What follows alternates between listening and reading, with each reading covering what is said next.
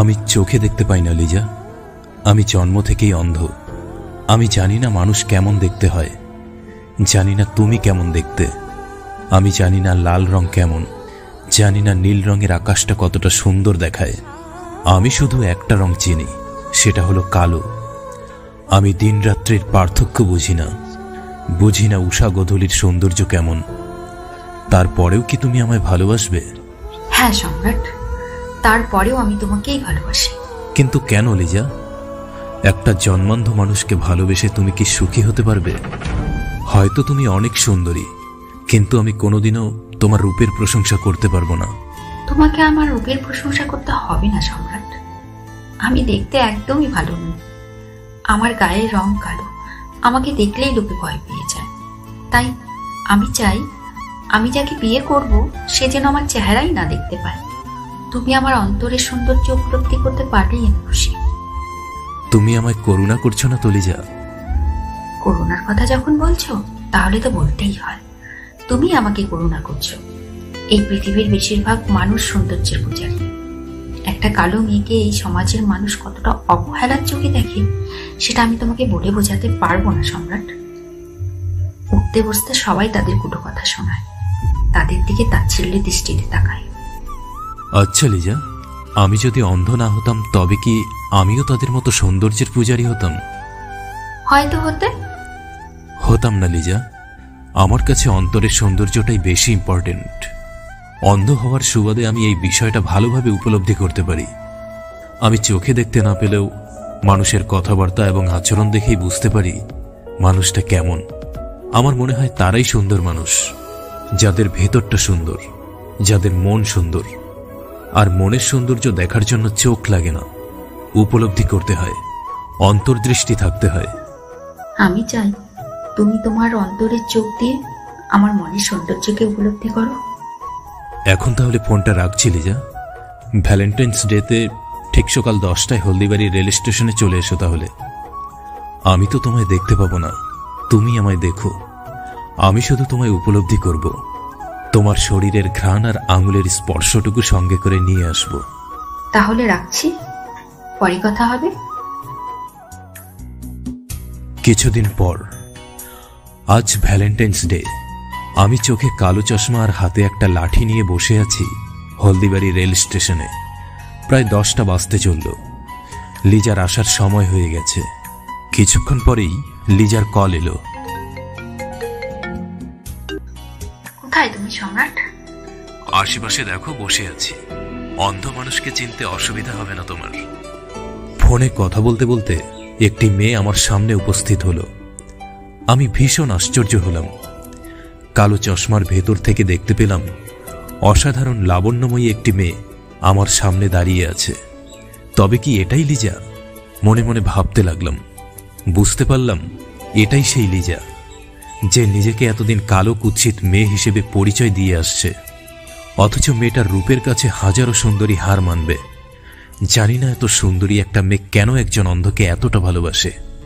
কি তার মনের দাবি? সম্রাট, তুমি চলে এসেছো লিজা? হ্যাঁ, এই তো এলাম। বসো লিজা। আমি লিজার দিকে ঠিকমতো তাকাতে পারছি না, কারণ আমাকে অন্ধের মতো অভিনয় করতে হচ্ছে। লিজা। হ্যাঁ বলো। আমায় তুমি সত্যি ভালোবাসো? কোনো সন্দেহ আছে তোমার? না না, সন্দেহ নেই। আচ্ছা লিজা, তুমি সানসিল্ক শ্যাম্পু ইউজ করেছো তাই না? হ্যাঁ। খুব মিষ্টি সুগন্ধ। তাই? হ্যাঁ। আচ্ছা যাই হোক, যেসব কথা বলার ছিল শুরু করা যাক। হ্যাঁ হ্যাঁ, শুরু করো। আজ সবকিছু শুনবো। আসলে আমি একটা মেয়েকে ভীষণ ভালোবাসতাম লিজা। তার জন্য যে কত পাগলামি করতাম বলে শেষ করতে পারবো না। মেয়েটার নাম ছিল শ্রেয়া। ওকে আমি অন্ধের মতো নিঃস্বার্থভাবে ভালোবাসতাম। 5 বছর ধরে আমাদের ভালোবাসার সম্পর্ক ছিল। শেষ পর্যন্ত সম্পর্কটা আর টেকেনি। কেন টেকেনি? ওর অনেক রূপের অহংকার ছিল। ও আমাকে বলতো ওর পেছনে নাকি শত শত ছেলে লাইন দিয়ে আছে। ওর রূপের জন্য হাজারো ছেলে নাকি পাগল। আমার কোনো যোগ্যতা নেই ওকে পাওয়ার। কিন্তু বিশ্বাস করো লিজা, আমি ওর রূপ দেখে ওকে ভালোবাসিনি, ভালোবেসেছিলাম ওর হৃদয় দেখে। শুরুতেও খুব ভালো মনের একটি মেয়ে ছিল, কিন্তু ধীরে ধীরে ওর মানসিকতার বদল ঘটে, চাওয়া পাওয়াগুলো পরিবর্তন হয়। শ্রেয়া খুব লোভী হতে থাকে। আমি ওর কাছে অবহেলার পাত্র হয়ে যাই। এখন সে একজন কল গার্ল, রূপ আর শরীরের ব্যবসা করে অন্য জগতের বাসিন্দা হয়ে গেছে। 5 বছর আগে শ্রেয়া খুব সিম্পল একটা মেয়ে ছিল, দেখতে রোগা পাতলা আর কোকড়া কোকড়া চুল। আমি বাবার মানিব্যাগ থেকে টাকা চুরি করে ওকে ক্রিম ফেস ওয়াশ কিনে দিতাম। রাজমিস্ত্রি কাজ করে ওর চুল স্ট্রেট করার টাকা দিতাম। ওয়েট, এসব তুমি কি বলছো সম্রাট? তার মানে তুমি? হ্যাঁ লিজা, আমি অন্ধ নই, আমি চোখে দেখতে পাই। তবে আমি অবশ্যই একজন অন্ধ প্রেমিক। আমি রূপ, বয়স, জাত কিংবা অর্থ সম্পদের নিরিখে ভালোবাসাকে বিচার করি না। এসবের ঊর্ধ্বে মানুষের ভেতরের মানুষটাকে দেখে ভালোবাসি।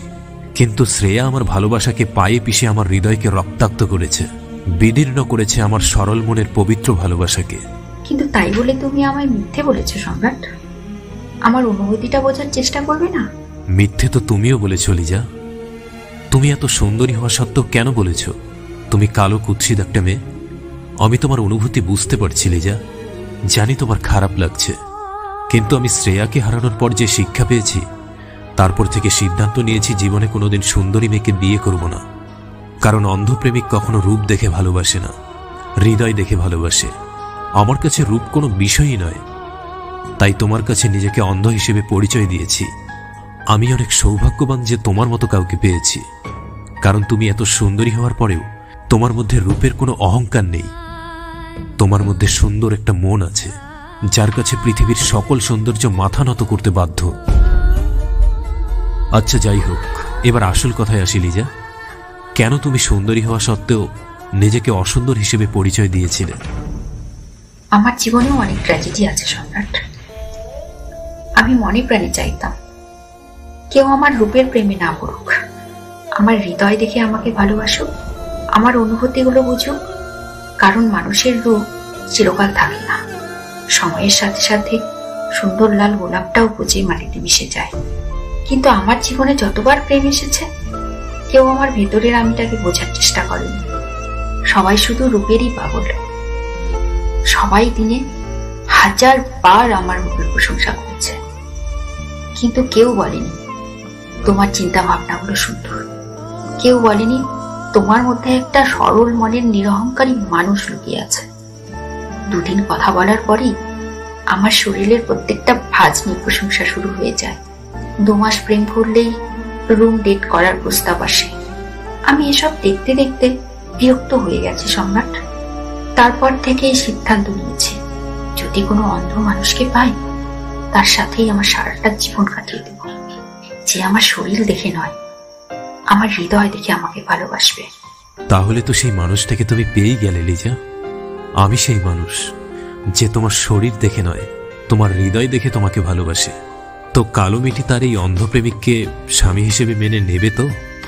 আগে চোখ থেকে কালো চশমাটা খোলো তো, আর ঢং করতে হবে না, পাগল একটা। তোমাকেও আর মুখ লুকাতে হবে না, আমার চোখের দিকে তাকাও পাগলি।